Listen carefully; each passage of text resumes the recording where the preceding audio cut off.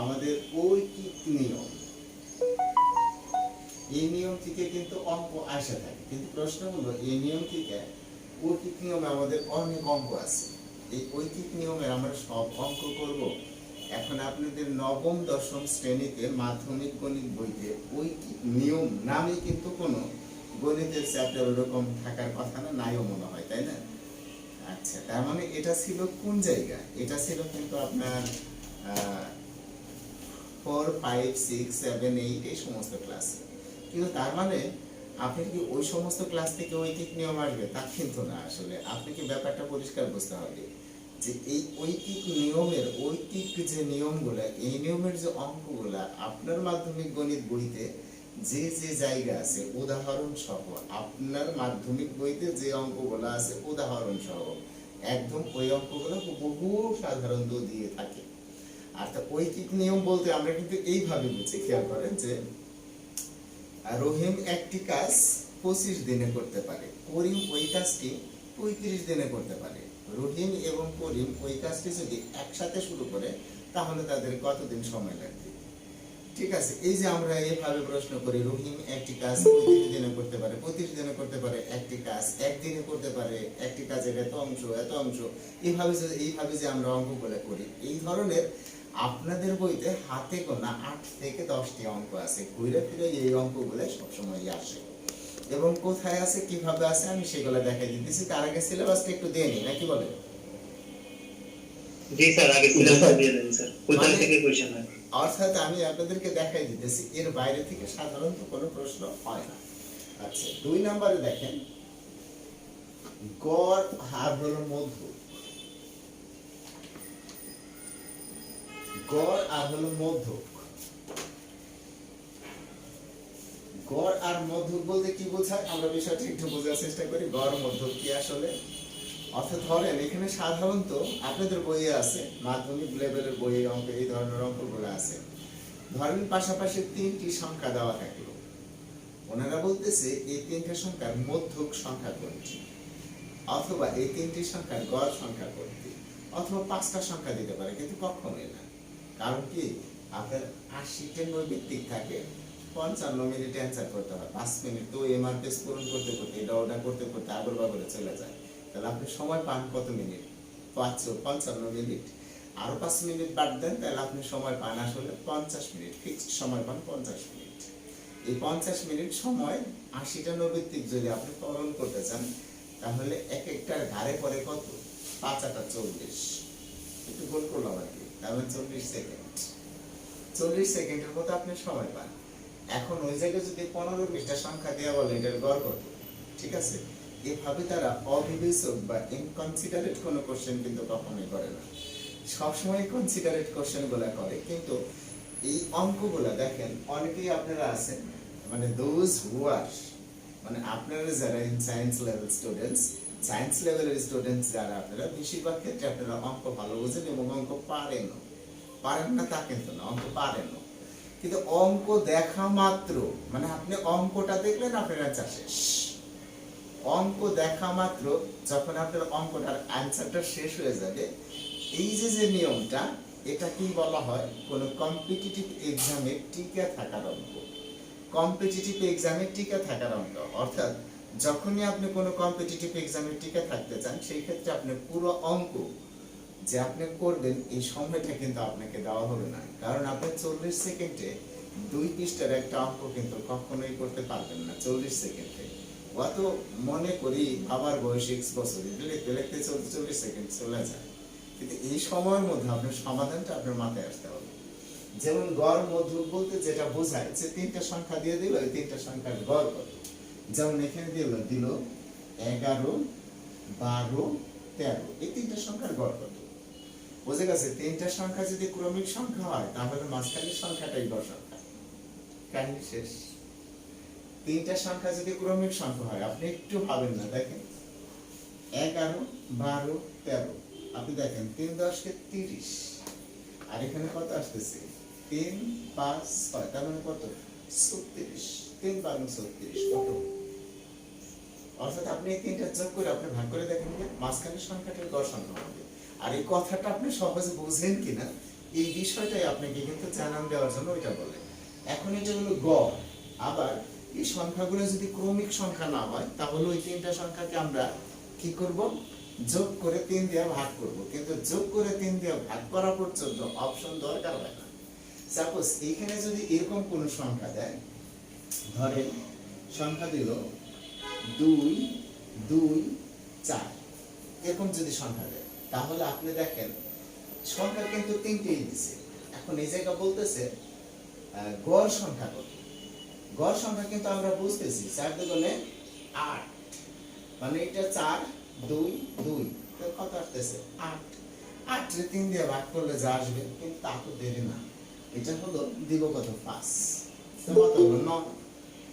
এমন সহজে আমরা বুঝতেছি এটা যোগ করলে আমাদের কত হইতেছে। অনেকে আসতেছে মনে হয় ক্লাসে, আমি একটু দেখে নিচ্ছি। জয়েন করতে প্রবলেম হইতেছে হয়তো। ইব্রাহিম দেরি করে ফেলছে।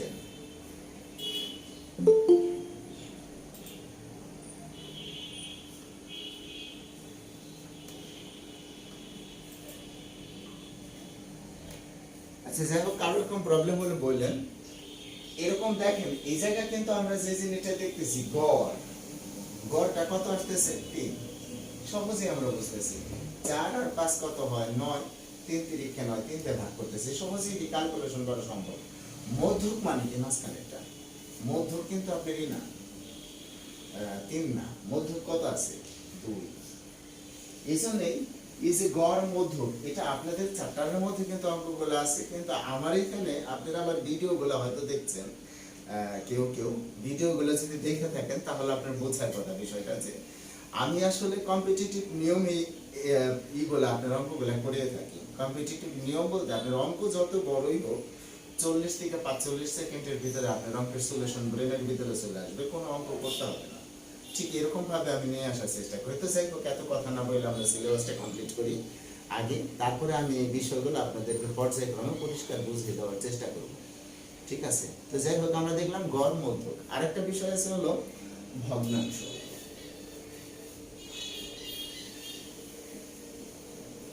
ভগ্নাংশ বলতে বোঝায় এই ধরনের অঙ্ক। হ্যাঁ, অর্থাৎ বিষয়টা হলো নিচের কোন ভগ্নাংশটি ক্ষুদ্রতম, নিচের কোন ভগ্নাংশটি বৃহত্তম। একেবারেই কোন অঙ্ক না এটা, কিন্তু আপনার অঙ্ক করতে গেলে অনেক সময় লাগবে, কিন্তু এটা দেখা মাত্র অঙ্ক হয়ে যাবে আপনার এই অনুসারে, এবং এটা সবসময় কিন্তু আসে। ঠিক আছে? আবার দশমিক ভগ্নাংশ, ভগ্নাংশের ক্ষেত্রে ভগ্নাংশ দশমিক ভগ্নাংশের যে সরল সাইডগুলো আছে এই সাইডগুলো আমরা দেখব। হ্যাঁ, আরেকটা বিষয় আছে আমাদের আসে সুদ আসল। সুদ আসল মানে অত টাকার অত বছরের সুদ কত, খুব ফিজিবল একটা অঙ্ক। হ্যাঁ, সুদ আসল, কিন্তু কোনো ব্যাপারই না। সুদ এই বিষয়টা, যেমন আপনি একটা জিনিস খেয়াল করেন, যারা সুদ খায় ওরা কিন্তু সুদের অঙ্ক আপনার চেয়ে বেশি ভালো বুঝবে না। কেন বুঝবে না জানেন? কারণ দেখেন, যারা খল চরিত্র অভিনয় করে, বাংলা চলচ্চিত্রে দেখেন বা ইংরেজি চলচ্চিত্রে দেখেন, বলিউড হলিউড যেখানে দেখেন, যেখানেই দেখেন, খল চরিত্রে যারা অভিনয় করে তারা কি আসলেই খল? আপনি আপনার দৃষ্টিকোণ থেকে খেয়াল করেন, আপনি একজন ভালো মানুষ, কিন্তু খল চরিত্রে আপনাকে অভিনয় করতে দেওয়া হলে আপনি সবচেয়ে ভালো করবেন।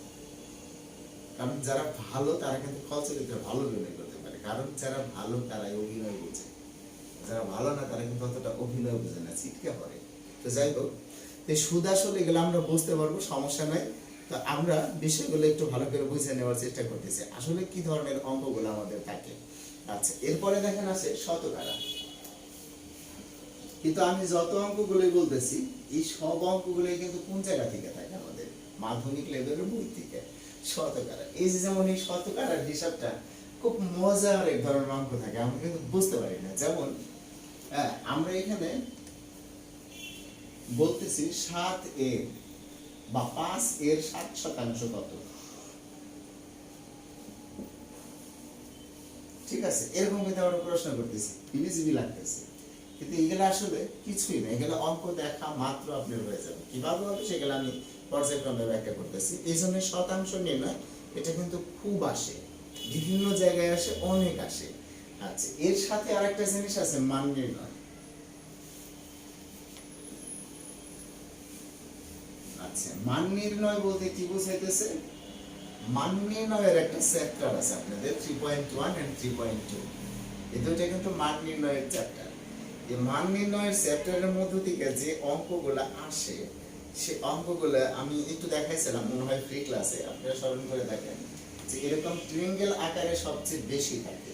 অর্থাৎ এখানে a প্লাস b তার হোল স্কয়ার, এই সূত্রটা জানা থাকতে হয়, a মাইনাস b তার হোল স্কয়ার, এই সূত্রটা জানা থাকতে হয়। আর দুইটা সূত্র জানার লাগে a cube plus b cube, আরেকটা হলো a cube minus b cube. That's enough. আর মান নির্ণয়ের অঙ্ক কোন সূত্র না জানলেও আপনার পক্ষে অ্যান্সার করা সম্ভব। ঠিক আছে, এবং সেটা অঙ্ক দেখা মাত্র আপনার পক্ষে হয়ে যাওয়া সম্ভব। এই হলো মান নির্ণয়ের যে ব্যাপারটা। ঠিক আছে, আরেকটা বিষয় হলো সংখ্যা নির্ণয়।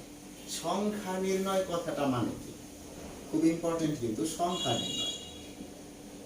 সংখ্যা নির্ণয়ের মধ্যে আমি কতগুলো সাইড দেখেন, এখানে আছে মৌলিক সংখ্যা, এটাও তো একটা সংখ্যা নির্ণয়, যে নিচের কোনটি মৌলিক সংখ্যা, নিচের কোনটি যৌগিক সংখ্যা, নিচের কোনটি মৌলিক সংখ্যা নয়।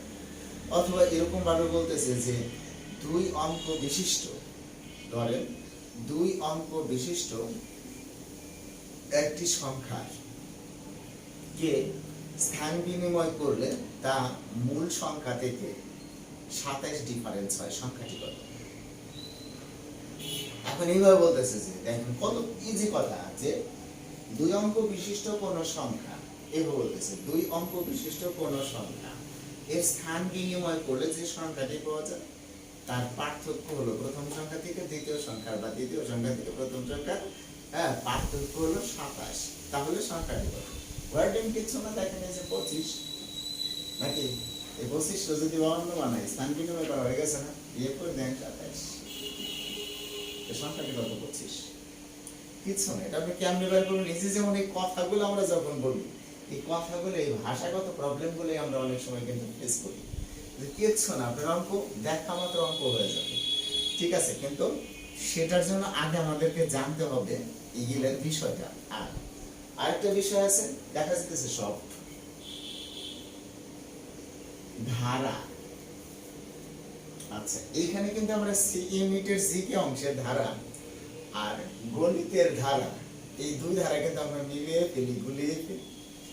এই যে আপনার সি ইউনিটের জিকে অংশের যে ধারা, এটার নাম হলো গাণিতিক দক্ষতা, আর এটা হলো ফিলোসফি বা দর্শন অংশ থেকে আসতেছে, ওই 10টার মধ্য থেকে। ওইখানে যে জিনিসটা দেওয়া হয় এখানে কিন্তু সেই জিনিসটা দেওয়া হয় না। এইখানে বলা হয় ধারাটির যোগফল কত, ধারাটির অষ্টম পদ কত, ধারাটির দশম পদ কত, এত ধারাটির 17তম পদ কত হবে, এই ধরনের প্রশ্নগুলো থাকে। ঠিক আছে, কিন্তু আপনি যখন ইতে চলে যাবেন, দর্শন শাস্ত্রে চলে যাবেন, জিকের মধ্যে চলে যাবেন, তখন বিষয়টি কিন্তু সম্পূর্ণই ভিন্ন। আপনি দেখেন, এই যে আমি একটা সংখ্যা লিখছি, ধরেন এখানে লিখলাম 2 3 4, ঠিক আছে, 2, আচ্ছা এইভাবে আমি লিখলাম 2 7, ইচ্ছে করে লিখতেছি 6 2 7 6 9 10। আচ্ছা দেখেন, এখন এই জায়গা হঠাৎ করে এখানে বলতেছে 1 2 3 4 5, ঠিক আছে, এইখানে ওনারা কমা কমা দিয়ে এই জায়গাটা প্রশ্নবোধক চিহ্ন দিয়ে দিয়েছে। প্রশ্নবোধক স্থানে কি বসবে? এটা হলো সি ইউনিটের জি। ঠিক আছে, এটা কিন্তু ধারার অঙ্ক নয়, এটা ধারার যুক্তি। এটাকে বলা হয় আপনার অ্যানালাইটিক্যাল ম্যাথমেটিক্স, অর্থাৎ গাণিতিক যুক্তি। এটা ঠিক আছে, গাণিতিক যুক্তি যেটা আসে সেটা কিন্তু দর্শন শাস্ত্রের জিকে। আচ্ছা, এইটা দেখে আপনি বলতেছেন দেন 2 এর পরে 7, এর পরে আবার 6, তারপরে 9, তারপরে 10, এটা কেমনে বুঝুন? কিচ্ছু না, এইটা খুবই সহজ। এটা হলো আপনার সবসময় জোড় এবং বিজোড় স্থানীয় মানগুলোকে নির্দেশ করে, আর কিচ্ছু না। এই দেখেন, এটা হলো বিজোড়, প্রথম গড় তৃতীয় গড়, এটা কত নাম্বার গড়? প্রথম গড় তৃতীয় গড়, আর এটা হলো পঞ্চম গড়, প্রথম তৃতীয় পঞ্চম। কিন্তু আপনার এখানে এই গড়ে পেয়েছে পরে না, তাহলে আপনার এই সিস্টেমে অঙ্কটা এই সিস্টেমে আসবে, মানে এইখানে এইভাবে আসবে। তার মানে এখানে কি হয়েছে, 7 থেকে 2 বাইরে 9 হয়েছে, 9 থেকে 2 বাইরে কত? 11। অ্যান্সারটা কিন্তু এই। ঠিক আছে, এটা হলো জিকে। এই ধারা, এই যে এটাকেও কিন্তু আমরা ধারা বলে বলে থাকি। ঠিক আছে, এখন এই ধারাটা আপনার কিন্তু জিকে ধারা, সি ইউনিটের জিকে ধারা। আর এইখানে আমি যে ধারাটা বললাম এটা হলো একটা ধারা উঠিয়ে দেব। যেমন এখানে আপনার বলে দিল যে 3 বা অথবা এনে দিল 6 প্লাস, ঠিক আছে, 12 plus 80 plus dot dot dot dot dot 1800। দিয়ে সেটা বললো যে এই ধারাটার মধ্যে কয়টা পদ আছে। এখন দেখেন ডিফারেন্স যদি সমান সমান হয়, ডিফারেন্সটা যদি আমাদের সমান সমান হয়, 6 থেকে শুরু করছে, তখন এটা কিন্তু কিছুই না, এটার সাথে এটা বাদ দিলেই হয়ে গেল, 300টা পদ আছে, আমাকে কিন্তু কিছুই না। আর যদি এইভাবে যদি বলতো ওনারা যে ধরেন 3 6 9 dot dot dot dot dot 81, এই ধারাটার মধ্যে কয়টা পদ আছে, কিছু না করার জন্য এটার সাথে এটা বাদ দিলে কিন্তু এইভাবে যদি হয়, কিন্তু এইভাবে যদি সরাসরি না মেলে তখন কিন্তু আরেকটা প্রসেস আছে। তো আমি অঙ্কের সময় অঙ্কে আসবো ধারাটা কি আর জিকেটা কি, এটা কিন্তু আপনাকে বুঝতে হবে। আর যে দুটো ধারার নিয়ম বুঝে গেলেন, এই দুটো নিয়ম একটু থাকবে কেন স্যার? না, ধারার নিয়ম এই দুইটা না, ধারার নিয়ম আছে হলো 3টা। আপনাদের 3 নিয়ম এখানে ধারা আসে, ঠিক আছে, 3টা নিয়ম আছে। সেই 3টা নিয়ম আমি ক্লাসে বর্ণনা করে দেব। আগে আমি সিলেবাসটা আসলে কি জিনিসটা কি ধরন না জাস্ট এই কথাটা বলে দিতেছি, আচ্ছা ঠিক আছে। নাকি আর ফিলিং বোরিং ফিল করতেছেন আপনারা আমার কথায়? না না স্যার, অনেক ভালো লাগতেছে, মনে হচ্ছে পারবো স্যার গণিতগুলো। হ্যাঁ, কোনো ব্যাপার না, আপনার ভিডিও তো আরো অনেক আগে দেখছি, যেন আরো কনফিডেন্স বাড়তেছে স্যার। ঠিক আছে। এরপরে দেখেন আর একটা বিষয় আছে, অনুপাত সমানুপাত। আচ্ছা দেখেন, এই অনুপাত সমানুপাত কিন্তু জিকেও আসতে পারে। জিকের মধ্যে যখন অনুপাত সমানুপাত আসবে সেটা হলো আপনি মুখে মুখে অ্যাকসেপ্ট করতে পারবেন, সেটার জন্য সময় লাগবে 10 সেকেন্ডের বেশি লাগবে না। এখন জিকের মধ্যে যেটা আসবে সেটা এক ধরনের অনুপাত সমানুপাত, আর জিকে ছাড়া আপনার ইউনিটের অঙ্কের মধ্যে যেটা আসবে সেটা আরেক ধরনের অনুপাত সমানুপাত। অনুপাত সমানুপাত মনে করেন যে এটা যে আমরা যে জিনিসটা করি, এর মূল কথাটা আমি একটু আলোচনা করে যেতেছি সাথে সাথে, যে অনুপাত সমানুপাতের মূল কথাটা হলো ভাগাভাগি। ভাগাভাগি বুঝছেন? ভাগাভাগি মানে হলো এই যে আমরা এরকম বলি যে ক পায় 15 টাকা, খ পায় 25 টাকা, গ পায় 27 টাকা, ঠিক আছে। মানে এখন 3 জনের সর্বমোট যদি এত টাকা পায় তাহলে তাদের প্রত্যেকের কার অনুপাত কত হইতো, অথবা কি কত টাকা পাইতো, এই ধরনের প্রশ্ন দিয়ে কিন্তু আমাদেরকে মাথা মধ্যে নষ্ট করে দেয়, বুঝে গেছে। কিন্তু আসলে কোনো ব্যাপারই না, বিষয়টা আপনি দেখেন অনুপাত সমানুপাতের অঙ্ক মানেই ভাগাভাগি। সামনে কোরবানির ঈদ, দাওয়াত দিলেন, এই কোরবানির ঈদে অবশ্যই স্যার দাঁড়ান। আচ্ছা, এই কোরবানির ঈদে মনে করেন যে আপনারা 7 জন একটা গরু কিনছেন, ঠিক আছে। কয়জনে গরু কিনছেন? 7 জনে একটা গরু কিনছেন। এখন গরুর কিন্তু এইখানে যে গরুটা আপনি কিনছেন 7 জনে সবাই কিন্তু সমান টাকা দেন নাই, ঠিক আছে। এখন এই গরুর দামটা হয়েছে মনে করেন যে 50,000 টাকার গরু কিনছেন আপনারা, ঠিক আছে। এখন এই 50,000 টাকা 7 জনে নিলে দিছে, মানে কি কত দিছে? আচ্ছা ধরেন এখানে এ উনি একলাই দিছে 20,000 টাকা, কত? 20,000। বি উনি দিছে 5,000 টাকা, সি উনি দিছে 5,000 টাকা, আছে ডি এরকম ভাবে দেখেন এক একজন এক একটা, উনি দিছে 10,000 টাকা। তাহলে আমাদের 30,000 40,000 কিন্তু হয়ে গেছে। আর আমাদের মানুষ হলো 7 জন, তাহলে C D E F G এই কয়জন তো, ঠিক আছে, 40,000 হয়ে গেছে। তো আমরা এখানে কি করলাম, ওনারে ধরেন দিলাম 3,000 টাকা, উনি ধরেন নিল 4,000 টাকা। আচ্ছা উনি কয় হাজার টাকা নিল? তাইলে 7,000 হয়ে গেছে, আর ওনার বাকি থাকে কত? 3,000 টাকা। তার মানে সবাই কিন্তু কি দিয়ে দিছে, হিসাব করে দেখেন সবাই মিলে 50,000 টাকা দিয়ে দিছে। আচ্ছা এখন বলেন সবাই মিলে যেহেতু 50,000 টাকা দিয়ে দিচ্ছে, তো মোট মিলে সবাই মিলে 50,000 টাকা দিচ্ছে, দিছে কয়জন? 60 জন। বুঝছেন কথাটা? আচ্ছা এখন দেখেন, এই যে এই গরুটা জবিহ করার পরে যদি এই গরুটা আপনি ধরেন 300 কেজি হলো, 300 কেজি, এখন এই 300 কেজির কয়টা ভাগ করবো? আপনি বলতে পারবেন 20টা ভাগ করবো, না 5টা ভাগ করবো, না 3টা ভাগ করবো, না 7টা ভাগ করবো? কে বলতে পারবেন কয়টা ভাগ করবো?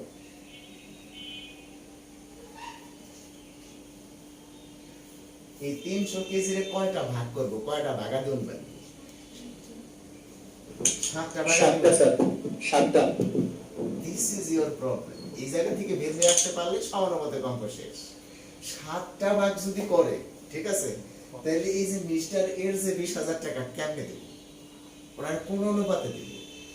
আপনি জাস্ট খেয়াল করবেন এখানে কত কেজি? 300 কেজি কিনছে কত টাকা দিয়ে? 50,000 টাকা দিয়ে। কেউ কি 1,000 টাকা নিচে দিচ্ছে?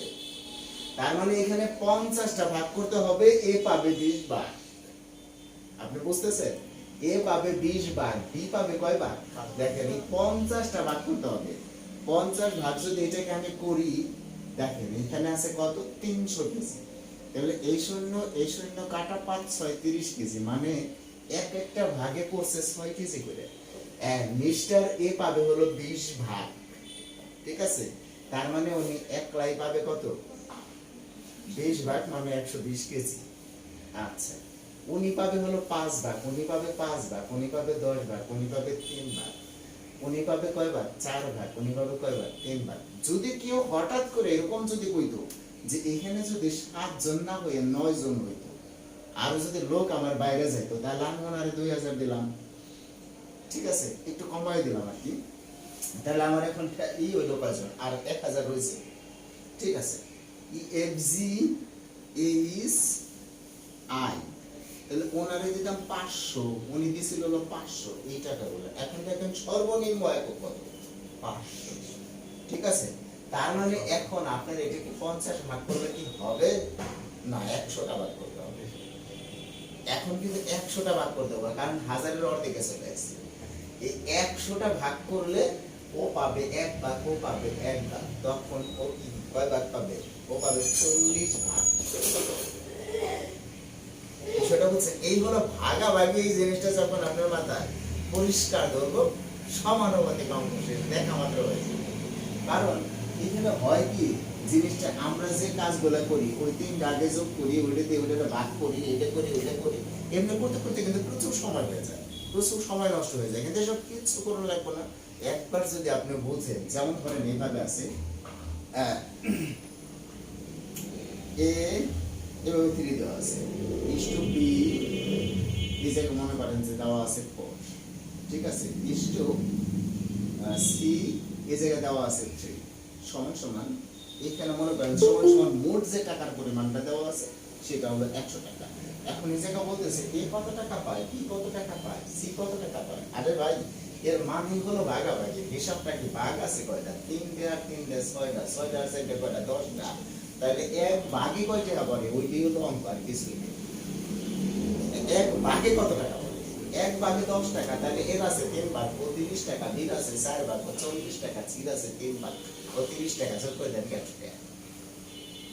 বোঝা গেছে? কিন্তু আমরা ওই জায়গা থেকে বের হয়ে এসে কাজটা করি হলো যে এইটা এইটা এইটা সবগুলো যোগ করতে হবে, যোগ করে ওইটা দিয়ে ওইটাকে ভাগ করতে হবে, ভাগ করার পরে যে রেজাল্ট আসবে তারপরে এটা দিয়ে এটা গুণ করতে হবে, ঠিক আছে। এই সিরিয়ালগুলো অনেক সময় আমাদের মনে থাকে না, ঠিক আছে। কিন্তু আপনি যদি অনুপাত সমানুপাত বলতে যদি বুঝেন ভাগাভাগি, যে এলাকায় যখন যে কোনো কিছু ভাগ করে নেয় তখন এই নিয়মিত ভাগ করে নেয়, এর বাইরে কোনো নিয়ম আছে নাকি ভাগ করার? আর ওই জিনিসটি হলো অনুপাত সমানুপাত, আর কিচ্ছু না। ঠিক করলো মানে গরম লাগে। দেখেন না, ওই যে কোরবানির ঈদের সময় যে গোশগুলো ভাগাভাগি করে দেখা যাচ্ছে এক ভাগে 1 টুকরা কম পড়তেছে, প্রয়োজনে আর এক ভাগে 1 টুকরা বেশি হয়েছে, ওইটারে আদান করে ওইটাই দিয়ে দেয়, ওইটাও দিয়ে দেয়, মোট মিলে হয়ে যায়। তার মানে এই যে ব্যাপার বলে, হ্যাঁ, প্র্যাকটিক্যাল নিয়মে আপনাকে বুঝতে হবে, according to practical rule. Practical রুলের বাইরে যখনই আপনি যাবেন তখন দেখা যাইতেছে যে আপনি অঙ্কগুলো সেটা সাথে পারতেছেন না। সো অনুপাত সমানুপাত খুব ইম্পর্টেন্ট। আচ্ছা, আরেকটা খেয়াল করি আমরা, ধারা, অনুপাত, সমানুপাত, ঠিক আছে, বিষয়গুলো যেমন ইম্পর্টেন্ট। এরপরে সূচক আর হলো লগারিদম। এই যে দেখেন,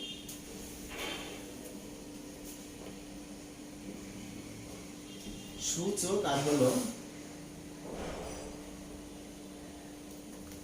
লগারিদম, এর মধ্য থেকে আপনার খুব অঙ্ক আসে, সিম্পল অঙ্ক আসে। অর্থাৎ আসলে আপনার সূচকের বেসটা বুঝেন কিনা এই বিষয়টা জানানোর জন্য আসে। কারণ এখানে সূচক আর লগারিদমের ক্ষেত্রে সব সময় আপনার এখানে পাওয়ার আর বেস এই দুইটা যে পরিষ্কার বুঝতে পারে তার কিন্তু সূচক আর লগারিদমের কোনো সমস্যা থাকে না। কিন্তু আমরা যেমন জানি পাওয়ারে পাওয়ারে গুণ হয়, ঠিক আছে, আবার পাওয়ারে পাওয়ারে যোগ হয়, ভেজাল আছে কিন্তু কখন গুণ হয় কখন যোগ হয়। অর্থাৎ বেস যদি একই হয় সেখানে পাওয়ারের উপরে পাওয়ার থাকলে পাওয়ারে পাওয়ারে গুণ হয়, পাওয়ারের উপরে পাওয়ার থাকলে পাওয়ারে পাওয়ারে গুণ হয়। বেস যখন একই হয়, পাওয়ার যদি আলাদা আলাদা হয় তখনই যোগ হয়, কিছুই না। বিষয়টা হলো এই, যেমন মনে করেন আমি এখানে লিখলাম এর পাওয়ার 3, তার উপরে দিলাম আরটা 2, এই দুটো কিন্তু যোগ ও গুণ হবো না, যোগ হইব নাকি? এটি হলো গুণ। এই দেখেন পাওয়ারে পাওয়ারে কি করলাম, আমি গুণ করলাম। কিন্তু আমি যদি এটা এইভাবে লিখতাম, দেখেন স্কয়ার বাদে এটা যদি এইভাবে লিখতাম, কাহিনী কিন্তু একই। যে এখানকার স্কয়ার মানে কি, a পাওয়ার 3 ইনটু a পাওয়ার 3, এই তো কাহিনী, 2 a পাওয়ার 3। যখন আমি এখানে a স্কয়ার লিখতেছি মানে কি, a ইনটু a, কাহিনী তো এই। আচ্ছা, এরকম ভাবে যখনই আমি এই কথাটা লিখলাম a পাওয়ার 3 তার হোল স্কয়ার সমান সমান আমরা কিন্তু লিখতেছি a পাওয়ার 6। একটু প্রমাণ করে দেখি, মানে কি a পাওয়ার 3 ইনটু a পাওয়ার 3, তাই না? তার মানে কি, এটার নাম হলো বেস, বেসটা মিল আছে, ওই দুইটা যোগ হবে a পাওয়ার 6, এই কিনা কাহিনী, ঠিক আছে। তার মানে এইখান থেকে এই জায়গাটুকুর মধ্যে একটু সমস্যা থাকে বলা লাগে, পাওয়ারে পাওয়ারে যোগ হয় আর পাওয়ারে পাওয়ারে গুণ হয় আলাদা খেলে। আর একটা হলো কোনো কিছু পাওয়ার 0 হলে তার মান কত, 1, কোনো কিছুর পাওয়ার মাইনাস হলে তার মান কত, 1 বাই ডিভাইডেড কত। এই যে আমি সূচকের মধ্যে এবং লগারিদমের মধ্যে যখন এই অঙ্কগুলো এই ক্লাসগুলো আপনাদের নেব তখন বুঝাই দেবো, কারণ এই অঙ্কগুলো করা মাত্র আপনি দেখবেন যে অঙ্ক নাই আসে, অঙ্কগুলো শেষ হয়ে গেছে, তখন আপনার এই সূচক লগারিদম এগুলো কিন্তু আপনি ঝামেলা করতে পারবেন না, ঠিক আছে। আরেকটা বিষয় দেখেন, আপনাদের যে একটা আছে, সেটের অঙ্ক আছে, সেট, এটা কিন্তু আসে সেট। এই যে আপনাদের প্রথম চ্যাপ্টারে যে সেটগুলো আছে এইগুলো আসে। আর এখানে আমাদের সংখ্যা নির্ণয়, এখানে কিন্তু আমি সব সংখ্যাই বলে দিয়েছি। আপনি গাণিতিক যে মৌলিক সংখ্যা আছে, যৌগিক সংখ্যা আছে, বাস্তব সংখ্যা আছে, মূলদ সংখ্যা আছে, অমূলদ সংখ্যা আছে, যত ধরনের সংখ্যা আছে সংখ্যা নির্ণয় আপনাকে বইয়ের ভিতরে যে সাইটগুলো আছে, হ্যাঁ এই সাইটকেই আমি বলতেছি সংখ্যাটি নির্ণয় করো এইভাবে, অথবা নিচের কোনটি মৌলিক সংখ্যা, অথবা নিচের কোনটি যৌগিক সংখ্যা, নিচের কোনটি মৌলিক সংখ্যা না, অথবা 30 থেকে 60 পর্যন্ত কয়টি মৌলিক সংখ্যা আছে, অথবা 700 থেকে 800 পর্যন্ত কয়টি মৌলিক সংখ্যা আছে, অথবা 60 থেকে 70 পর্যন্ত এইখানে ক্ষুদ্রতম এবং বৃহত্তম মৌলিক সংখ্যাদ্বয়ের পার্থক্য কত, সব কিন্তু একই ধরনের এবং খুবই সহজ সবগুলি, ঠিক আছে। এই বিষয়গুলো মনে করেন যে আমি সংখ্যা নির্ণয়ের মধ্যে এই সূত্রটা ফেলে দিলাম। আরেকটা জিনিস আছে, সেটা হলো একটা অধ্যায় আছে আপনাদের, সেটাকে আমরা বলতাম আমাদের ভাষায় কেস আপস। এই চ্যাপ্টারের নাম বলতাম, মানে আপনারা কি বলেন আমি জানি। হ্যাঁ, এটা হলো আপনাদের অনুশীলনী 5, এটার মধ্যে আছে কেস আপস। অর্থাৎ এখান থেকে প্রত্যেক বছরে অঙ্ক আসে, আর প্রত্যেক বছরে স্টুডেন্টরা কি করে, খালি পরীক্ষার হলে যায় করতে পারে মেলানোর চেষ্টা করে, আর পরে সিএস এর বই, হ্যাঁ, বা বিভিন্ন জায়গার বইগুলো পড়ে। বাট আপনি নিজে দেখলে অবাক হয়ে যাবেন। আমি কেস আপসের অধ্যায়টা আপনাকে একটু দেখাইতেছি, যদি আপনার কাছে বই থাকে তাহলে ভালো হয়, না থাকলেও খারাপ না। হ্যাঁ, যেখানে আপনার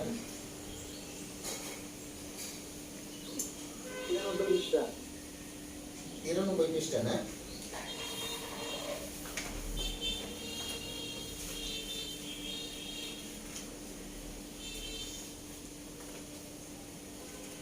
একচল্লিশ বিশ্লেষণ করেন, এটা আপনার নাম চ্যাপ্টারের নাম ইকুয়েশনস ইন ওয়ান ভ্যারিয়েবল, ঠিক আছে। ভ্যারিয়েবল শব্দের অর্থ কি বাদি? ভ্যারিয়েবল চলক, তাই না? ইকুয়েশন অর্থ কি? সমীকরণ। জাহাঙ্গীরনগর ইউনিভার্সিটি ছাড়ে না কিন্তু এই জায়গাগুলো খাস করে অর্থটা বসাই দেয়। হ্যাঁ, ভ্যারিয়েবল অর্থ কি? এটা হলো আপনার সি ইউনিটের জিকে কোশ্চেন, দর্শন শাস্ত্রের। ঠিক আছে, কিচ্ছু না, তবে কোনো ব্যাপার না। এই অধ্যায়টার মধ্যে আপনি দেখেন সমীকরণ, ভেদ এবং অভেদ, ইকুয়েশন এবং আইডেন্টিফাই, এগুলো সিরিয়াল করা আছে। এখন আপনি দেখেন এখানে কিছু সমাধান অঙ্ক আছে। হ্যাঁ, দেখবেন আপনি অনুশীলনী ভিত্তিক কিছু সমাধান অঙ্ক আছে। এরপরে এই চ্যাপ্টারে দেখবেন বেশ কিছু অঙ্ক আছে, যে এখানে সমাধান নির্ণয় করো বা সমাধান সেট নির্ণয় করো। এরপরে আপনার পরবর্তী দ্বিঘাতের মধ্যে পরবর্তী চ্যাপ্টারে যখন 5.2 চলে যাবেন, না রে ভাই, আমি যে কে সাপোজের কথা বলছি এটা না, ওটা কে সাপোজ অন্য জায়গায় হবে, কারণ আমি একটু দেখতেছি, দেখে বলতেছি। এটা 224 সিস্টেম মনে হয় স্যার। 220টা সরল সমীকরণ। একটু আমি একটু দেখে নিতেছি।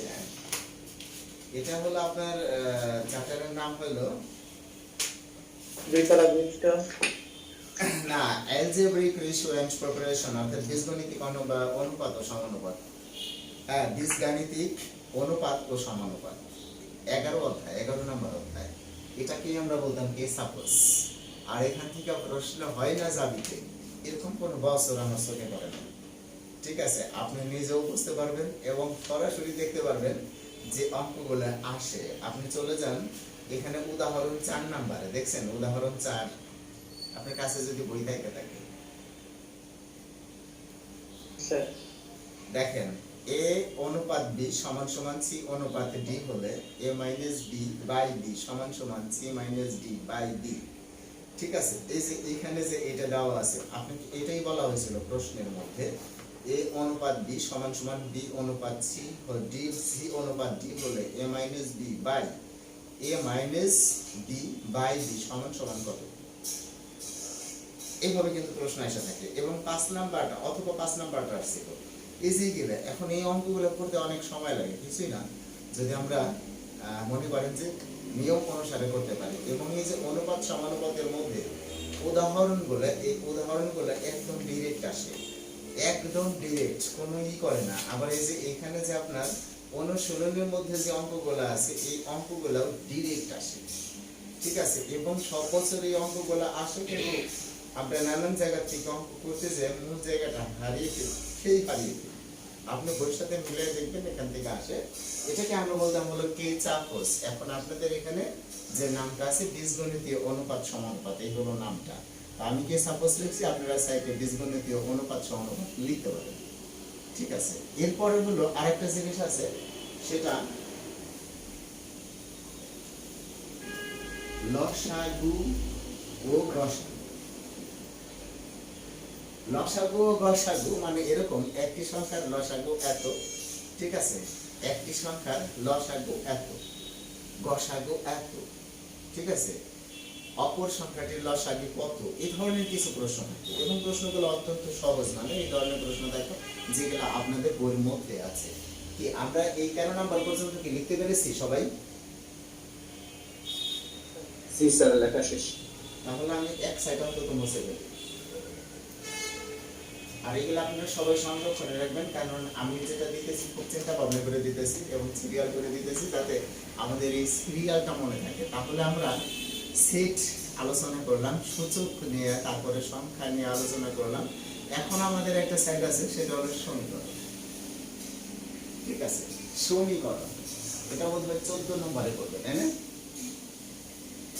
সমীকরণ আমি প্রত্যেকটা সাইট নিয়ে হালকা একটু আলোচনা করতেছি। পরবর্তীতে আমি আপনাদের একটা পরীক্ষা যখন নেব, হ্যাঁ, দেখবো যে আপনাদের আসলে জেনারেল যে নলেজটা, সেটাও কিন্তু এখানে অনেক বেশি কাজে লাগবে। সমীকরণ জিনিসটা কি? যে সমীকরণ আপনাকে যদি এইভাবে বলা হয় যে, ধরেন আমি যদি লিখলাম 6x + 5x প্লাস 3x,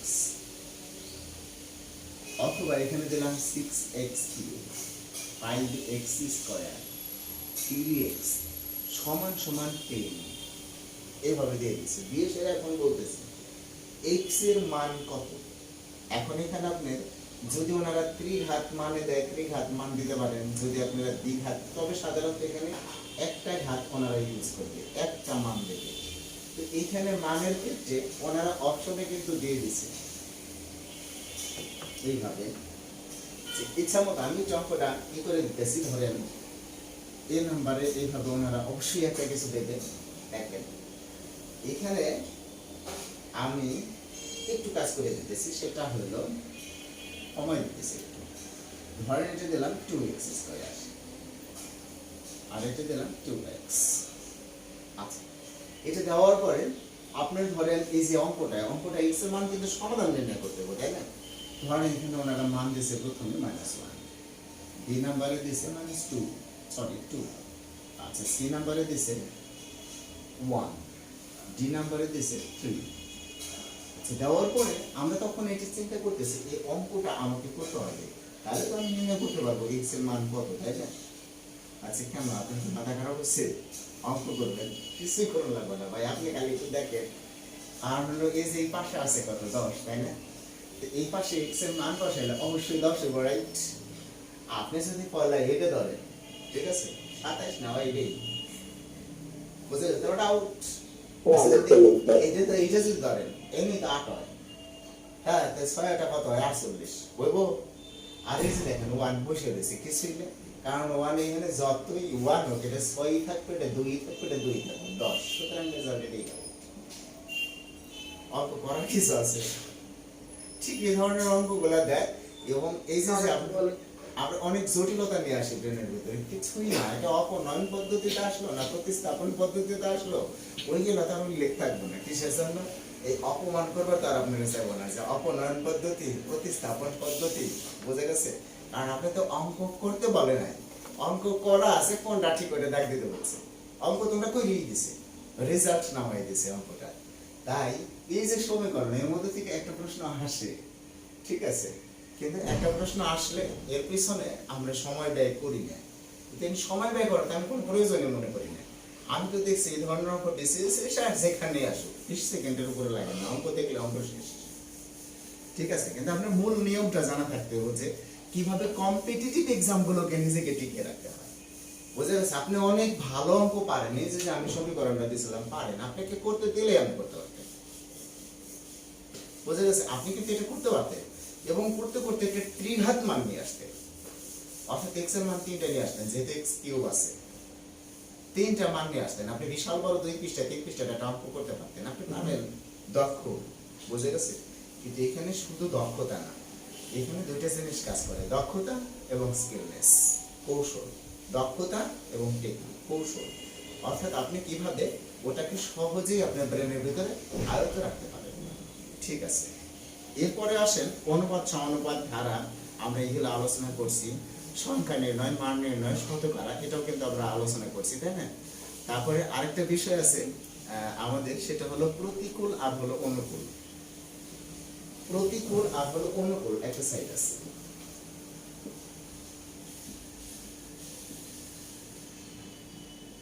প্রতিকূল আর একটা অনুকূল। প্রতিকূল, অনুকূল, এই প্রতিকূল অনুকূলটা কি হবে?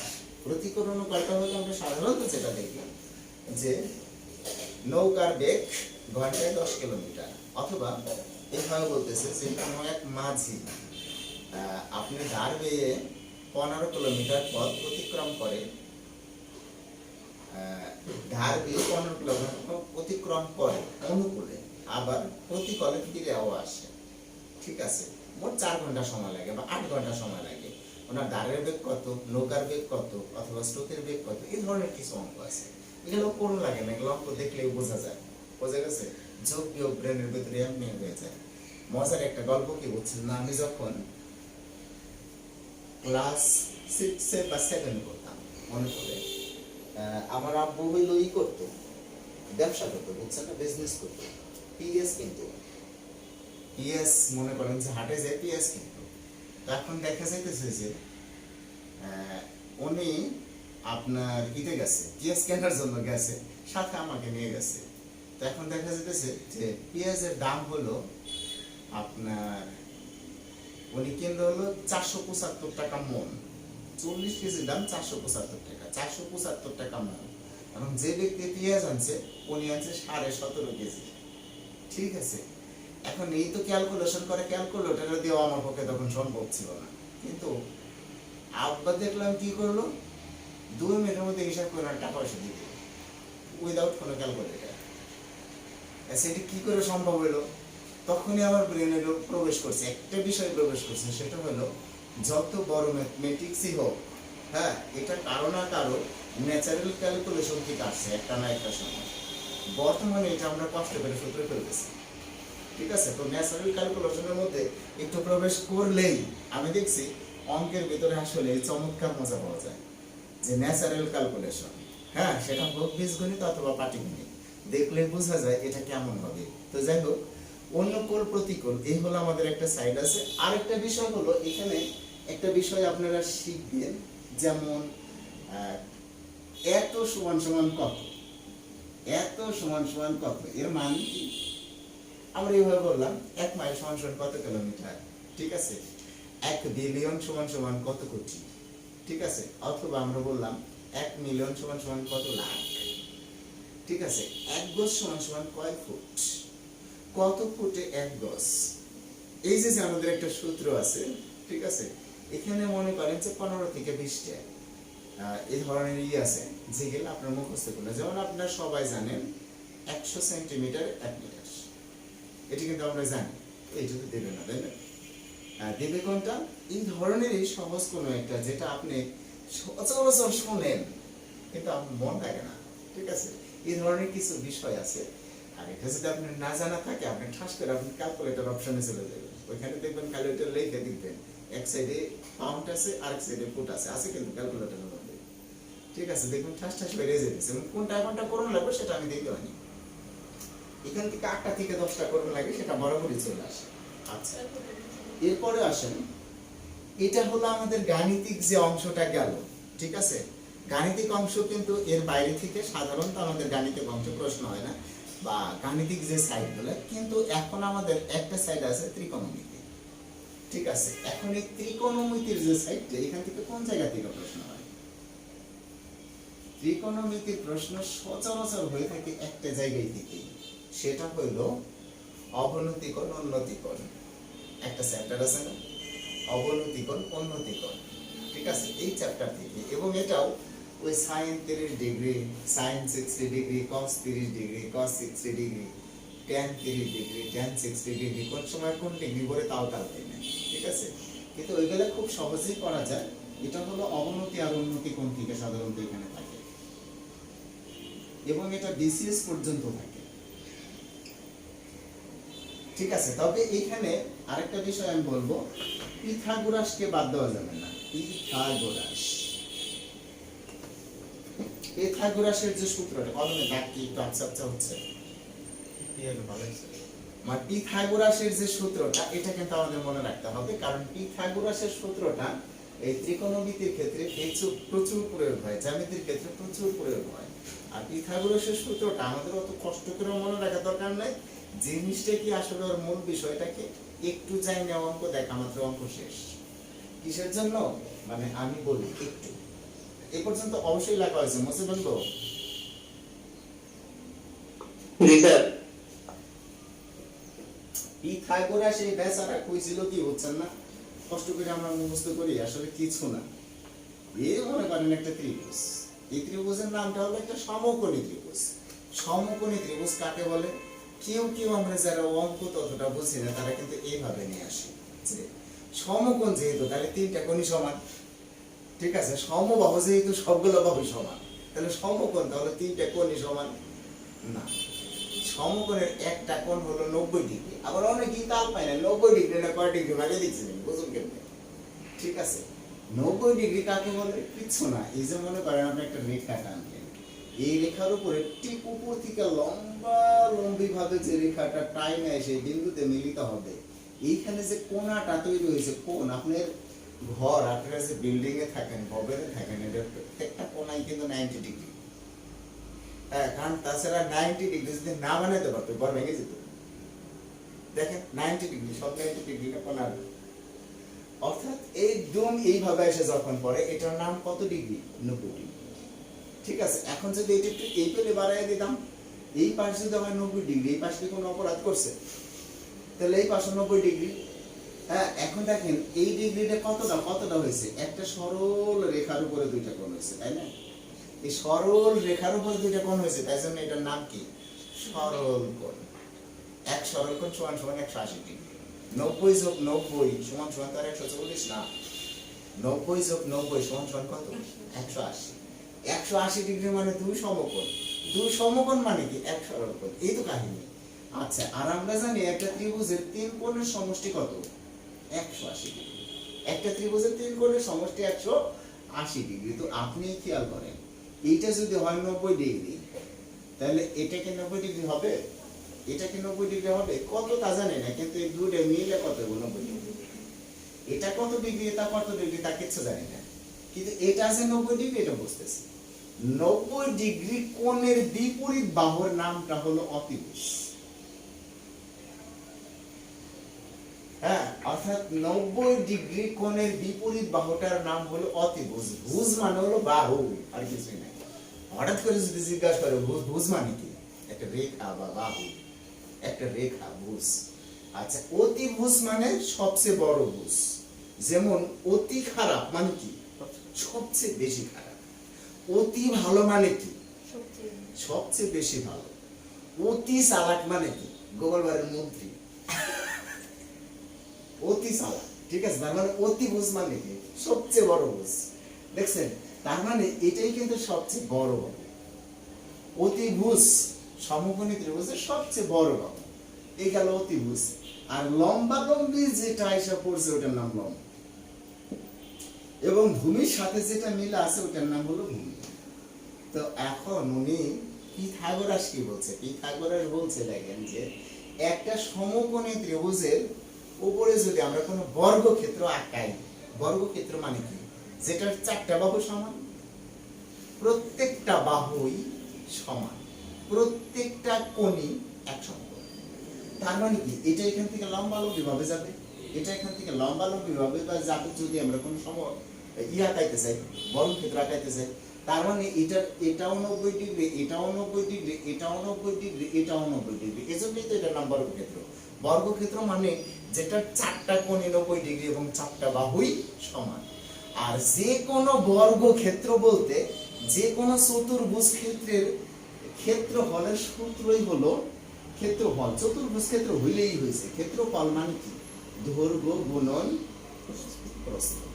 একটাই সূত্র, কিন্তু মাঝে মাঝে আমরা আউলিয়ে যাই নানান কারণে। দেখেন, এটা তো একটা চতুর্ভুজ, চতুর্ভুজের চারটে বাহু যেহেতু সমান, দৈর্ঘ্য এ প্রস্থ এ, তাহলে এ সমান সমান কি? এ স্কয়ার। তাই বর্গক্ষেত্রের ক্ষেত্রফল আমরা কি কই? বাহু স্কয়ার। ব্যাপারটাতে এইখানে যে জিনিসটা দাঁড়ায়, এইটার ক্ষেত্রফল। ক্ষেত্রফল মানে কি? ক্ষেত্রফল মানে এটার মাঝখানে যে জায়গাটা আছে না, এই পুরো জায়গাটার নাম হলো ক্ষেত্রফল। যে জায়গাটা দখল করে আছে, এই পুরাটা আমরা যদি মাপি, এটা হলো ক্ষেত্রফল। ক্ষেত্রফল ছাড়া কি করা যায় না? আমিনরা কিন্তু মাপতে পারে না, ঠিক আছে? এখন দেখেন, ধরেন এইটা যদি আমি ধরতাম, এই বাহুটার মান যদি ধরতাম আমি a, তাহলে অবশ্যই এটার ক্ষেত্রফল কি হইতো? a square. আচ্ছা, পিথাগোরাস বলছে অতিভুজের উপর অঙ্কিত ক্ষেত্রফল অপর দুই বাহুর উপর অঙ্কিত ক্ষেত্রফল। এই যে আমি আরেকটা বর্গক্ষেত্র আঁকাইলাম, এই জায়গায় আমি আরেকটা বর্গক্ষেত্র আঁকাইলাম, অপর দুই বাহুর উপর অঙ্কিত ক্ষেত্রফলের সমষ্টির সমান। আপনি এই দুটো এক জায়গায় করেন না, দেন এটা হয়ে যাবে। এই দুটো এক জায়গায় করলে তো এটা হয়ে যাবে, স্বাভাবিক। অপর দুই বাহুর উপর অঙ্কিত ক্ষেত্রফল, ধরলাম এটা বি, এটা ধরলাম সি, তার মানে স্কয়ার সমান সমান B square plus C square. ঘটনা তো এই। এখন যখন আপনি এটা পড়বেন, কেমনে পড়বেন? কোন সমকোণী ত্রিভুজের অতিভুজের উপর অঙ্কিত বর্গক্ষেত্রের ক্ষেত্রফল অপর দুই বাহুর উপর অঙ্কিত বর্গক্ষেত্রফল দ্বয়ের সমষ্টির সমান, ঠিক আছে? এটা হলো আপনার পুরো সূত্রটা মুখস্থ করে লাগবো, কোনো দরকার নাই, পরে এমনি মনে থাকবো। আস্তে আস্তে আমার 5-2 করেন, কারণ এর উপরও তো আমি 10টা ক্লাস দেবো। হ্যাঁ, ক্লাস করলে আপনি কিন্তু ভুলে যাবেন। এখন আসেন, এইটাই ওনার থাকলো না, না থেকে এখন ওনারা বলতেছে কোন ত্রিভুজে, এই যে আমরা বলতেছি কোন সমকোণী ত্রিভুজে, খাস করে আমি বলে দিতেছি, কোন সমকোণী ত্রিভুজে লম্বের দৈর্ঘ্য 6 মিটার, এই যে আমরা বলে দিতেছি লম্বের দৈর্ঘ্য কত, 6 মিটার, অথবা লম্বের দৈর্ঘ্য 8 মিটার এগুলো বলতেছে, আর ভূমির দৈর্ঘ্য 6 মিটার। অতিভুজের দৈর্ঘ্য কত প্রশ্ন করছে। আচ্ছা, আপনি কি সময় লাগবে এটা বের করতে? কেমনে আপনি বলবেন? একেবারে কিছুই না, কারণ কি হয়েছে কি জানেন, খালি দেখবেন এই যে দুইটার সমষ্টি, দুইটার সমষ্টি কত, আপনি তো দেখতেছেন 14, কিন্তু আমি দেখতেছি 100, কারণ আপনি তো আগেই জানেন আমি কি বলছি। পিথাগোরাসের সূত্রটা কি বলছে, অতিভুজের উপর অঙ্কিত বর্গক্ষেত্রের ক্ষেত্রফল অপর দুই বাহুর উপর অঙ্কিত বর্গক্ষেত্রফল দ্বয়ের সমষ্টির সমান। তো বর্গ করেন নাকি আপনি, এটা বর্গ করলে 64, এটা বর্গ করলে 34, 64 আর 36 সমান সমান হবে 100, 100 হলো 10 এর বর্গ, তাই এটা 10। কথা হচ্ছে? এখন দেখেন অটোমেটিক কিন্তু আমি বের করে ফেললাম। আচ্ছা, আবার ধরেন আমি যদি একটু ছোটর মধ্যে আসি, ধরেন আমি এখানে লিখলাম 4, 3, এর হতো, দেখেন এখন অটো চলে আসতেছে, কিন্তু এনে কিন্তু আপনার এর বাইরে কিন্তু আসবে না। হ্যাঁ, আমি যেখানে যেগুলো বলতেছি এর বাইরে আসে না, তার মানে এখানে কি আসতেছে ক্লিয়ার, আপনি দেখতেছেন 16 আর 9 25, 25 মানে 5 5 25 শেষ, অঙ্ক চাইতেছে আমরা। আচ্ছা, এরপরে ওনারা কি করতেছে, যে এরকম আপনি মনে করেন যে দিতেছে যে ধরেন এইভাবে অঙ্ক কিন্তু আপনিও বানিয়ে নিতে পারবেন। ধরেন এখানে আপনি নিয়ে আসলেন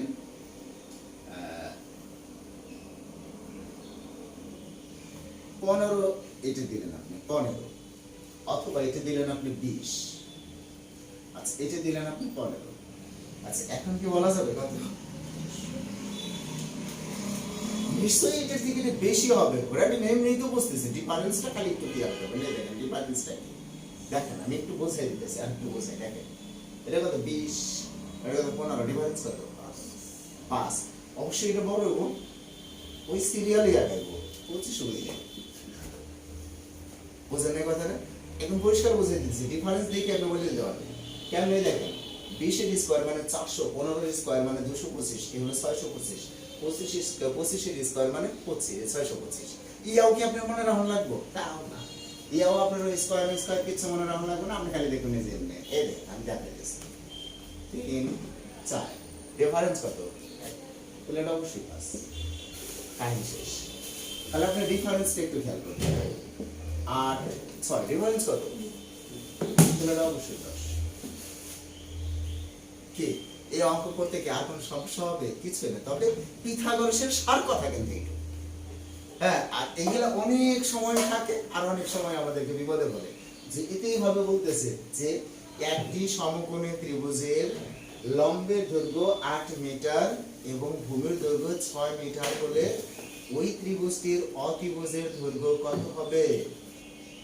ঠিক আছে, তখন কিন্তু আমরা বিপদে পড়ে যেতেছি।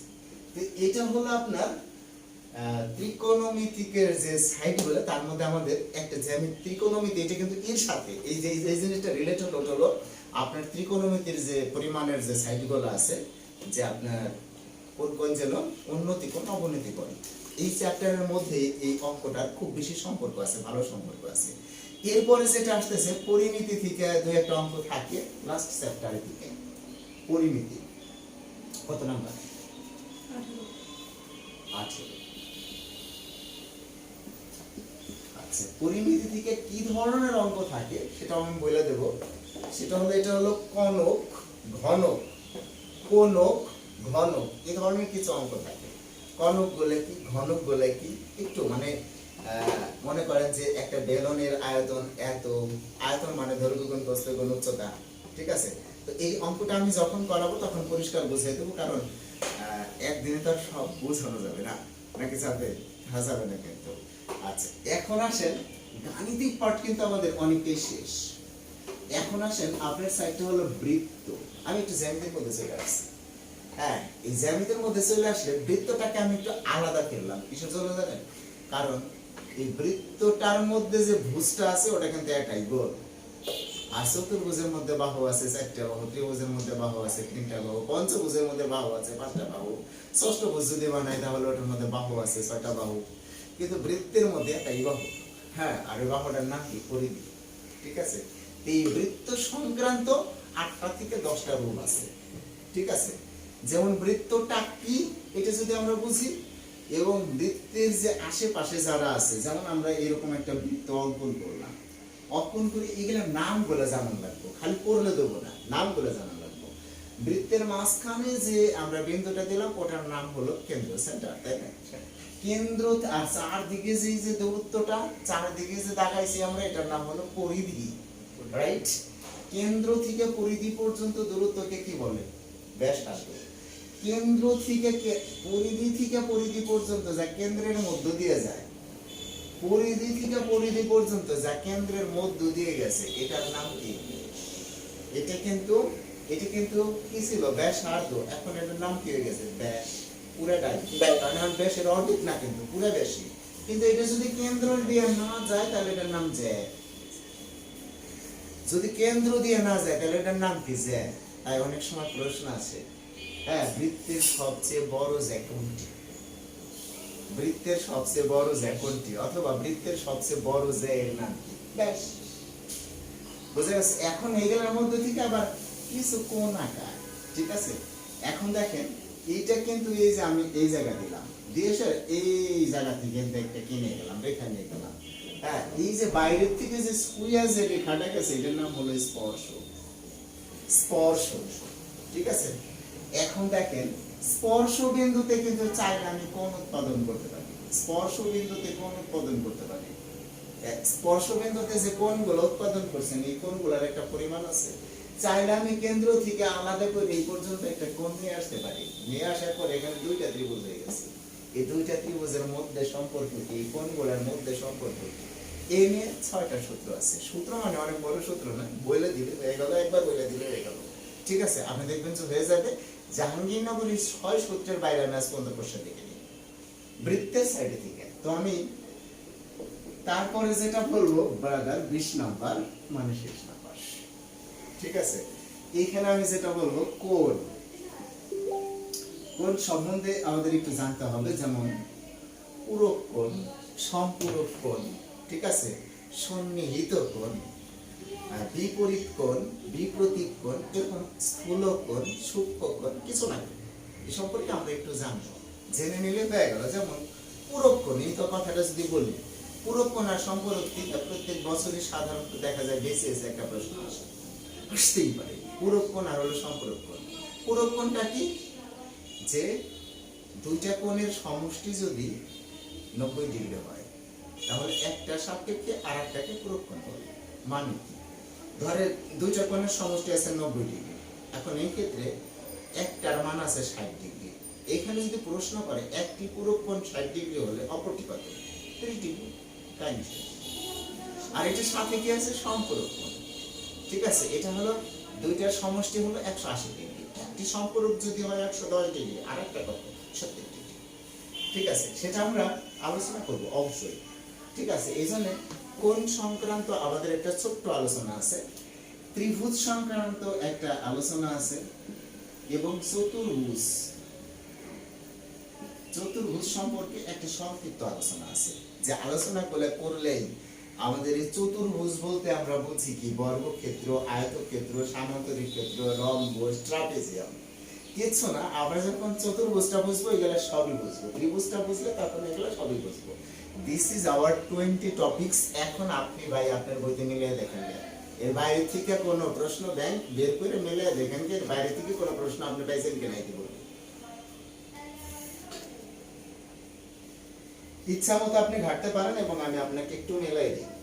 হ্যাঁ, দেখেন আপনার কাছে যদি বি ইউনিটের কোশ্চেন ব্যাংক থাকে, সেখান থেকে ইচ্ছে আমরা কোশ্চেন ব্যাংক নিয়ে আসতে পারি। দেখেন একদম শুরু প্রশ্নটা দেখেন, 2019-20 বি ইউনিট সেট কোড এ। আচ্ছা, এইখানে দেখেন প্রথম অঙ্কটা আসছে নিচের কোনটি মূলদ সংখ্যা, মানে এটা সংখ্যা। 1 কোটিতে কত মিলিয়ন, তার মানে এত সমান সমান কত দেওয়া আছে, এত এ সমান সমান এত, বি সমান সমান এত, তার মানে এত এত এত, মানে এটা একটা সেটের অঙ্ক আসছে। তার মানে 0.2 পুরোপূরক আবার 4 পরিপূরক, এখানে যেটা আছে এটা ভগ্নাংশের অঙ্ক আসছে। 30 নম্বরে লসাগু গসাগুর অঙ্ক আসছে। 31 নম্বরে অনুপাতের অঙ্ক আসছে। 32 নম্বরে সরাসরি কেস আপসের ওই উদাহরণটা আসছে। দেখেন একদম সরাসরি কেস আপস, আমি যেটা বলছিলাম সেটার উদাহরণ আসছে। আচ্ছা 33 নম্বরে সূচক থেকে আসছে। 34 নম্বরে শতাংশ থেকে আসছে। আচ্ছা 35 নম্বরে ফাংশন থেকে আসছে, যে ফাংশন যে একটা সাইড আছে ফাংশন, ঠিক আছে, সেই ফাংশনটা আমি যে 20টা আইটেম দিছি তার মধ্যেই একটা জায়গায় ফাংশন আছে, অথবা আপনি অথবা দিয়ে এই ফাংশনটা ভগ্নাংশ যে জায়গা আছে না, ভগ্নাংশের অবলিক্ট দিয়ে ওই জায়গায় একটু লেখা রাখেন দয়া করে, ফাংশন ভগ্নাংশের সাইডে অবলিক্ট দিয়ে ফাংশন লিখে রাখেন, কারণ এটা আলাদা কোনো টপিকস না। আচ্ছা এরপরে দেখেন যেটা আছে সেটা হলো x এবং y এর মান নির্ণয় চাইছে। তারপরে 37 নম্বরে সুদ আসলের অঙ্ক আসছে। আচ্ছা 38 নম্বরে ধারার অঙ্ক আসছে। 29 নম্বরে ত্রিভুজ থেকে আসছে। 40 নম্বরে গড় ও মধ্যক আসছে। এখন আপনি দেখেন এটা আমি অনেক আগে থেকে বার করলাম, মানে শুরুর প্রশ্ন লাস্টের দিকে একটা প্রশ্ন ছিল। আচ্ছা চলে গেছে হলো আমি 16-17 কোশ্চেন জাহাঙ্গীরনগর ইউনিভার্সিটি আপনার বি ইউনিট, যদি সিলেবাস আমাদের ঠিক থাকে। দেখেন এখানে আমি বলে যেতেছি, আপনাকে মিলান লাগবে না, শুধু আমার কথা শুনে যান। এইখানে 26 নম্বর থেকে শুরু হয়েছে। প্রথমটা আছে ত্রিভুজের, তাও অনুপাত সমানুপাত। তারপরটা আছে এক্স ওয়াই এর মান নির্ণয়। তারপরটা আছে মান নির্ণয়ের অধ্যায় দিকে। তারপরটা আছে এক্স এর মান নির্ণয়। তারপরটা আছে সমীকরণ। তারপরটা আছে লাভ ক্ষতি। তারপরটা আছে ওই যে উন্নতি অবনতি কোণ। তারপরটা আছে লসাগু গসাগু। তারপরটা আছে অনুপাত সমানুপাত। তারপরটা আছে ধারা। তারপরটা আছে হলো বর্গক্ষেত্র থেকে। তারপরের থেকে আবার অনুপাত সমানুপাত থেকে আসছে। সুতরাং এখানে আমি প্রশ্ন ব্যাংক বিশ্লেষণ করলে আমার এই 20টা আইটেমের বাইরে আপনি আশা করি পাবেন না। আর এটা যদি আমরা সম্পূর্ণভাবে ক্লিয়ার করতে পারি, হ্যাঁ আমি কিন্তু নিশ্চিত হয়ে গেলাম we have to do what, আমাদের কি করতে হবে আমরা তখন বুঝতে পারতেছি।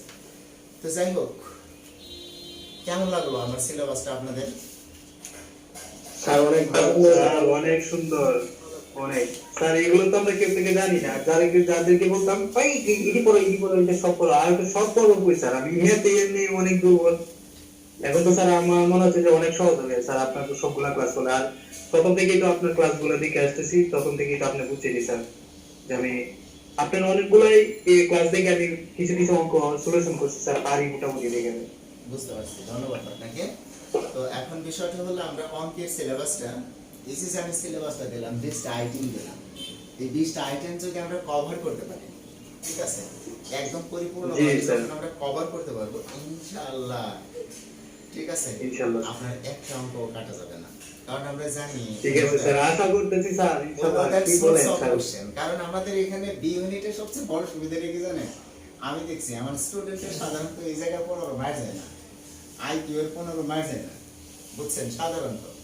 আর ওই যে বাংলায় যে আপনার 10টা থাকে না, ওইখানে বাংলা তো ঠিক আছে, যত কঠিন প্রশ্ন করুক 10টার মধ্যে থেকে 7টা 8টা, আর ইংরেজিতে যত কঠিন প্রশ্ন করুক 15টার মধ্যে থেকে 10টা। বি ইউনিট আমার এখানে মিস হয় না, যদি আমার ক্লাসগুলো সবগুলো কভার স্টুডেন্ট, মিস হওয়ার কথা না।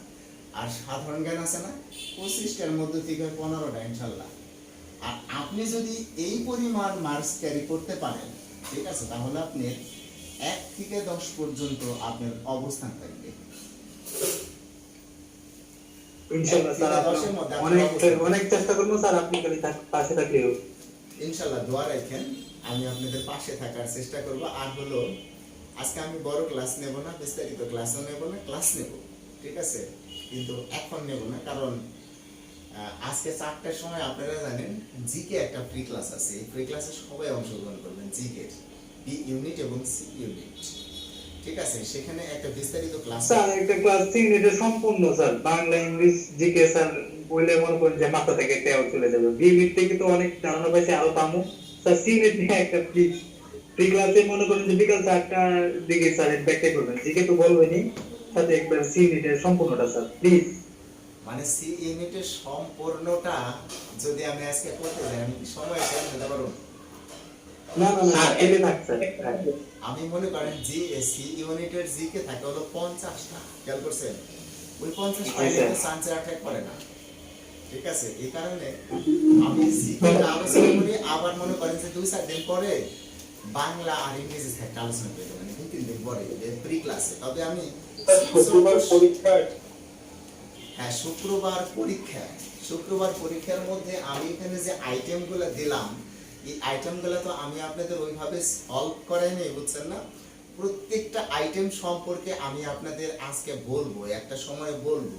ফ্রি ক্লাসটা করে নেই, আমি আপনাদের ক্লাসে আজকে রাত্রেও একটু ঢুকতে পারি, অর্থাৎ রাত্রে বলতে 9টার দিকে আমি একটু ক্লাসে ঢুকতে পারি, অর্থাৎ এই সিলেবাসে নিয়ে যে আপনাদের কি ধরনের প্রশ্ন হবে এই বিষয়টা নিয়ে। ঠিক আছে স্যার। তবে আমি বিকাল 4টার ক্লাসটা একটু ভালো করে নিতে চাইতেছি, যাতে, কারণ অনেকেই আছে স্বাদ আছে সাধ্য নাই ভাই, এরকম মানুষ অনেক আছে। এই করোনার কারণে অনেকের অনেক কষ্ট হইতেছে, কিন্তু আমাদের স্কুলস অফ ক্লাসগুলো যদি দেখে, ও হয়তো ভর্তি হতে পারতেছে না, কারণ টাকা দেওয়া লাগবে 3000, একটু সমস্যা হইতেছে। এই ধরনের অনেকেই কিন্তু আছে, কিন্তু আমার ওই স্কুলস অফ ক্লাসগুলো, ফ্রি ক্লাসগুলো যদি দেখে, ওনার কিন্তু আমি বিশ্বাস করি উপকার হবে, ঠিক আছে? এই জন্যই সোর্স অফ কোশ্চেন এই ক্লাসগুলো আমি সম্পূর্ণ ফ্রি নিতে চাইতেছি, আর এই জন্যই আপনারাও কিন্তু ওই ক্লাসগুলোতে অংশগ্রহণ করবেন। কারণ কেউ আছে ওইভাবে মেনে নেবে না যে কি কয় এতই নাকি সহজ প্রশ্ন, কিন্তু আসলে তো আমি এতই সহজ প্রশ্ন নাকি, আমি তো আমার মতো করে কিচ্ছু বলছি না। এই যে আমি আপনার 20টা আইটেম দিলাম, আপনার এমন কোন বি ইউনিটের প্রশ্ন নাই আজ পর্যন্ত যেটা আছে আপনি বলবেন যে এটা ওই স্যারের আপনি 20টার বাইরে আছে, তা কিছুই দেখেন না।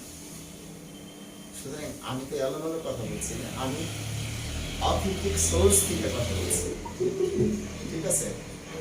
এই কারণে তাহলে শুক্রবার পরীক্ষায় জিকে ম্যাথ আইকিউ থাকবে। হ্যাঁ, জিকে ম্যাথ আইকিউ থাকবে, এবং কি ধরনের প্রশ্ন থাকবে আমি আজকে রাত্রে আপনাদের সাথে আলোচনা করবো। 9টার সময় ক্লাসে প্রবেশ করবো, থাকতে পারবেন তো 9টায়? আচ্ছা ঠিক আছে, ক্লাস রেকর্ড করেন স্যার, মোবাইলে চার্জ না থাকলে তো নাও করতে পারবো। একদম টেনশন করবেন না, সবগুলো ক্লাসে আমি রেকর্ড করব, এবং সবগুলো ক্লাসে রেকর্ড হচ্ছে, ঠিক আছে? আর রেকর্ড করে রাখতে দিতেছি, কিন্তু রেকর্ড খুব ট্রান্সফার করতে একটু সময় লাগে, মানে আপনারা জানেন আমি অনলাইনে ততটা এক্সপার্ট না, তবে আপনাদের কাছ থেকেই পরামর্শ নিয়ে অনেক কিছু শিখে এইভাবে আজ এ পর্যন্ত ক্লাস নিতে পারতেছি, ঠিক আছে? তাছাড়া ক্লাসটা যে নিতে পারতাম তাই তো জানি না, কারণ আমার ফেসবুক আইডিটি ছিল না করোনা আসার আগে, তাই আমি অতটা এক্সপার্ট না অনলাইনে। তবে আমি চেষ্টা করতেছি যুগের সাথে তাল মেলানোর জন্য, দোয়া করবেন সবাই। তো 4টায় জয়েন করেন সবাই, সবার জন্য শুভকামনা রইল। আজ আমি এ পর্যন্তই, আর 9টার সময় আমি আপনাদের আজকে আরেকটা ক্লাস নেব, যাতে শুক্রবার আপনার পরীক্ষার মধ্যে কি কি আসবে সেটা পূর্ণাঙ্গ বুঝতে পারেন। সবাই ভালো থাকবেন। আসসালামু আলাইকুম।